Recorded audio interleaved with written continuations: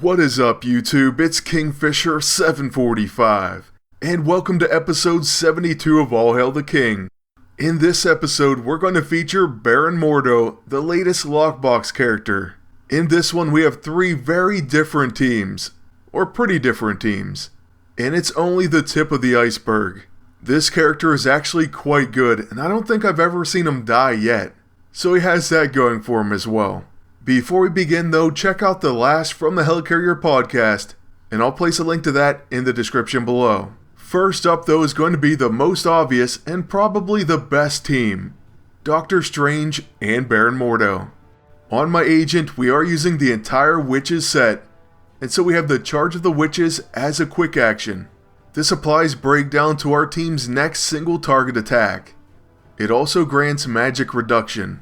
The other pieces of course include the Fetish of Calamity, as well as the Craft. This is the high damage weapon of the set. The final piece, the Channeling Glove, cannot be activated manually. However, it has a high chance of performing a follow-up attack when an ally attacks an enemy with Bane. Luckily, that's where Doctor Strange is going to come in handy. His level 6 applies Bane to the entire enemy team. There are a few other options that do that as well. Another character that we are going to try eventually is Satana, and she does apply Bane to the entire enemy team. She's not going to be showing up in this episode just yet, but you can be sure that she will be in a future video with Baron Mordo in PvP. But anyways, with Doctor Strange up next, we're going to use his level 6. And by the way, their enemy agent already has Bane. Either way though, we have a catastrophic level 6 that applies Dark Void, Bane, and Hexed because of the Hexing AISO. And believe it or not, after using this, enemy attacks often backfire. So that definitely comes in very handy and is a welcome addition to the attack. Now on the enemy agent's turn, you see he's already quite hurt. And our agent steps up and takes his hit, plus he will absorb some energy for that. Then finally, with the man himself, Baron Mordo, we have the Thorned AISO on his Astral Phase. So he now has Thorned. And since we already apply Breakdown because of Charge of the Witches, we're going to use his other multi-function ability to apply Straining, Despair, and Breakdown to... let's go for Mayday. Okay, well unfortunately we do miss. That would have been huge. But like I said, the Channeling Glove does kick in, so we get our follow-up attack at least. The amazing Spider-Woman though, being alive is never a good thing. Well, unless she's on your team. But at least she doesn't one-hit KO us or anything crazy like that. And in actuality, we end up absorbing back quite a bit of our health. Okay, but apparently she wasn't done there. She webs us up, and that's probably the worst part of this onslaught. Our agent now is unfortunately very injured, and he can't even get his turn. So he's probably on his way out. The enemy beast is going to use Momentary Advantage, so he'll get 2 attacks, the first knocking out my agent, and the next backfires. So I'm glad we've seen it kick in, but it does kick in a lot more than that. Still, with Doctor Strange, we're going to use our Terasing Boost as a quick action, and Mayday's going to interrupt right in the middle of our attack.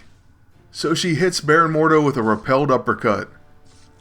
Fortunately, she does take damage from Thorns, and the enemy agent can't hit us because we are in astral form still.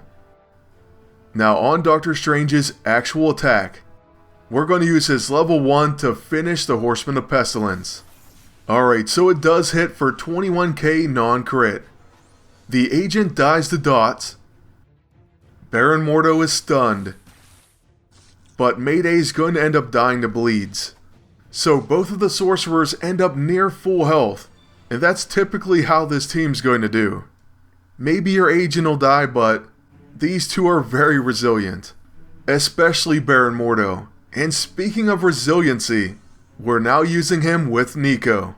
Since we no longer have that AoE Bane from a quick action, we've taken out the cube and put in the Lantern of Doom. Because of Unholy coming from the Witches set, this is going to be a quick action. That makes it pretty incredible. Also, to be honest with you, you could remove the Fetish or even the Charge of the Witches, which is a competing quick action. But I figured for this video, let's keep the Witches set, and we'll just take out the cube, we don't even need it. By the way, there you see Unholy right there on the craft, and so that's going to make our actions from the Lantern of Doom quick actions. The craft can also do major damage, especially when the enemy has debuffs, which they do from the Lantern, so we'll knock out one of them right now. The agent decided to be a martyr, so we took him down first. Unfortunately, that's just what the Witches set can do, especially with those attrition debuffs. But is this set really that incredible? I may just have to make a review. But to be honest, in the meta, it's not that easy. Especially if the enemy has magic warding, among other things. So don't go getting crazy over the set or anything. Now with Nico, the problem still applies to where she can't use her level 9 because of the Lantern of Doom preventing debuffs. So instead we'll use more dots. Then after Noir attacks, it'll be time for Baron Mordo to first go into Astral Phase.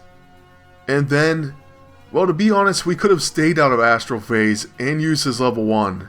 But while we're in there, let's go for an Astral Projection instead. Definitely not a bad hit, and straining could hurt this enemy team as well. Imagine if we put the Lunacy on our agent.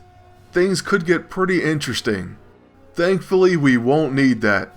But with our agent, we're going to use the Alluring Light as a quick action, and that heals us and shields us. I figured once again we'll save the enemy team for the magic casters. Before that can happen though, we have to wait through Rocket's turn. And he begins with his blam blam blam. He takes straining for that, and then ends up reloading. Now this turn with Nico we can use our blood sacrifice, and now we have access to our rock and roll. So let's let this enemy team have it. It knocks out Rocket, and hurts Spider-Man Noir, which is a perfect setup for Baron Mordo to get the final hit of this fight. And for that, we're going to use his level 1. Noir tries to preemptively hit us, but we're still phased. And then we drop him. That was a 24k non-crit, so not bad at all. Then for this final team, it may not be the most exciting, and admittedly against a beast team, it's not ideal. But sometimes you have to roll with the punches.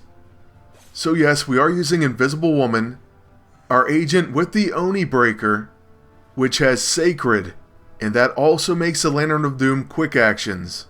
We would have been able to prevent debuffs with this team, beginning with the Lantern, and then the circulating E-ISO, but Pestilence Beast does of course stop that. If he wasn't on the enemy team, the Lantern's level 2 ability also has a shield, and Baron Mordo puts up shields from time to time. So the team could have been quite annoying in that capacity. On top of that, both Mordo and Invisible Woman have a force cage of sorts. So imagine you were facing Quicksilver and Star-Lord for example. Both of these teammates could use their level 9 and lock down Quicksilver and Star-Lord to where they couldn't even act. I thought that would be fun, but you know what? We're going to stick with this match instead. I'll show you that we can still beat this team, even though, like I said, it's not the ideal opponent. The one good thing I do have to say is, we're going to get our debuffs through as well.